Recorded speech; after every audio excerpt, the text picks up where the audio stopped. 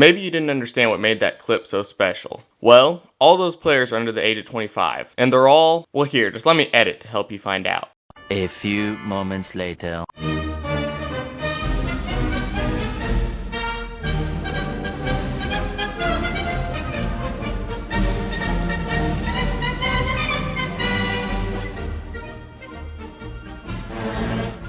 Bye bye Serena, hello Coco.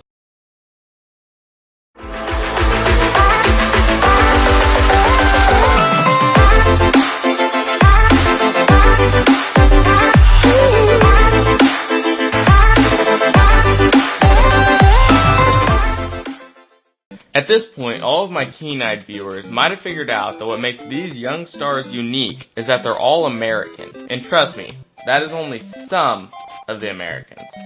As someone who loves watching American tennis thrive, the recent uproar of young American talent on the WTA Tour has me excited. If you aren't familiar with the current rankings, at the time of this video, there are 17 American females in the top 100. The idea of that alone is crazy, and should give you hope for the future of American women's tennis. However, to make it even more promising, 9 of those 17 players are 25 years old or younger. This includes, from youngest to oldest, Coco Gauff, who's 15, Amanda Anisimova, who's 18, Sophia Kenin, who's 21, Taylor Townsend, who's 23, Jennifer Brady, who's 24, Madison Keys, who's 24, Bernarda Pera, who's 24, Jessica Pegula, who's 25, and Danielle Collins, who's also 25. In addition to these 9 phenoms, 2 of the most promising players are just outside of the top 100 right now. These 2 women are Catherine McNally and Whitney Oswego.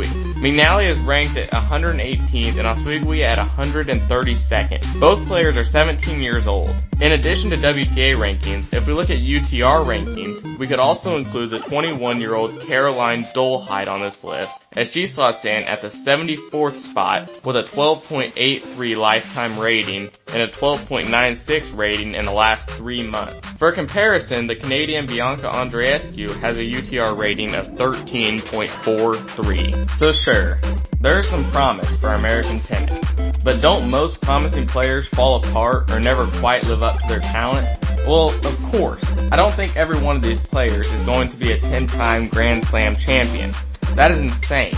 However, I do believe that these ladies have a great chance at dominating the rankings for years to come. And although I don't think all of these players will become all-time greats, here are the 3 that I think have the best chance.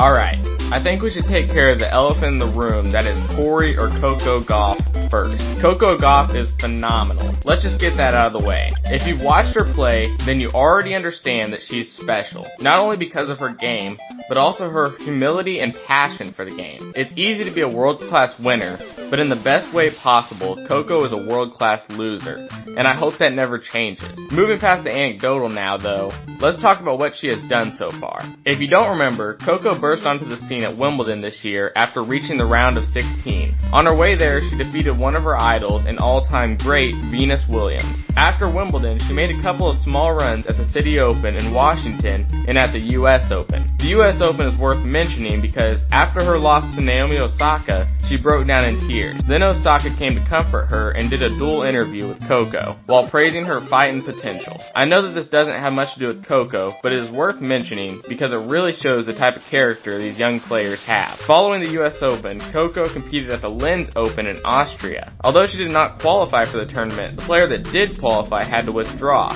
so Coco made it to the main draw as the lucky loser. Losing in the qualifiers proved beneficial for Coco. She went on to win the tournament, defeating top-ranked players such as Kiki Bertens and Helena Ostapenko. At this point, Coco is preparing for the 2020 season, where her tournament appearances will remain limited due to her age. Personally, Coco is my second favorite of these young American women. I think she will win 10 to 15 Grand Slams and have a career littered with tournament wins and accolades. She shows an unreal amount of grit and determination to win that is essential to make it on the tour. My prediction for her career might be a little out there considering how young she is, but I really do believe she will reach these achievements.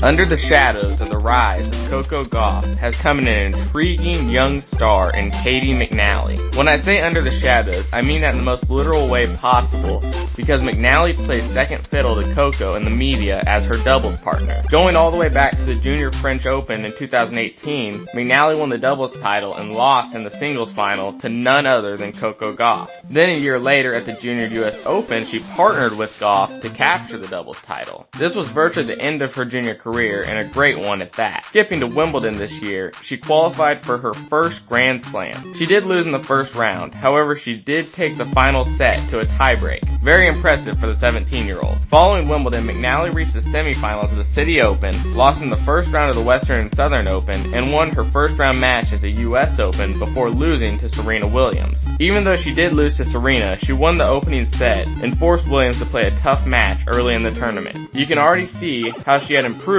between Wimbledon and the US Open. For her last two tournaments of the year, she failed to win a match. One of those losses, however, was a loss to Ostapenko, where she lost the first set 5-7 and the second set in a tiebreak. On the doubles side, McNally broke onto the professional scene at the City Open, where she won the entire tournament with Coco as her partner. They didn't lose a set that whole tournament. Then, at the Western and Southern Open, she made it to the quarterfinals with Alison Risk as her partner. Eventually, teaming back up with Gauff, she reached the round of 16 at the US Open and the semifinals at the Linz Open before winning the Luxembourg Open. My prediction for Katie McNally's career is a slightly weaker one than what I expect of Gauff, but amazing nonetheless. I think she will win anywhere between 5 and 10 singles Grand Slams and possibly 15 plus doubles Grand Slams. From everything I've seen, she seems like she enjoys the doubles side of the sport a little more, and I could see her being an all-time doubles great.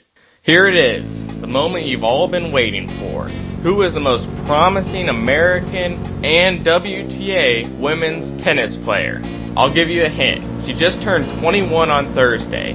She won 3 WTA singles titles in 2019 and 2 doubles titles. And she has a career high ranking of number 12 in the world. With all the media noise around the likes of Coco, McNally, and Oswego, you might have let this gem of a player slip right past you. However, if you have a keen eye for future all-time great tennis players, then you must have already guessed that I am talking about none other than Sophia Kenin.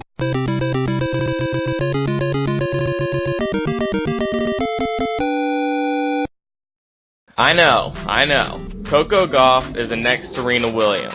Coco Gauff is the savior of tennis. Coco Gauff is world class. Well, if Coco is the next Serena, then Kenin is the next Gauff. You might not see it plastered all over the headlines, but this girl is legit. She won 11 matches against top 20 players this year. This included players to the likes of Naomi Osaka, Ashley Barty, Belinda Bencic, Serena Williams, and Alina Svitolina twice. On top of those wins, she also managed to beat some other top-tier players including Garbine Muguruza, Victoria Azarenka, Sue Shai, as well as Elise Mertens and Bianca Andreescu 2 times apiece. Oh yeah, I failed to mention that her win against Serena came in the 3rd round of the French Open, where she absolutely dismantled her in straight sets. Later in the year, she put on a great run leading up to the US Open, where she reached the semifinals of the Rogers Cup and Western and Southern Open. To add to her promise on the singles side of the game, Kenin started her 2019 campaign by winning the doubles side of the ASB Classic in Auckland. Then, after failing to really produce in big tournaments, she won the China Open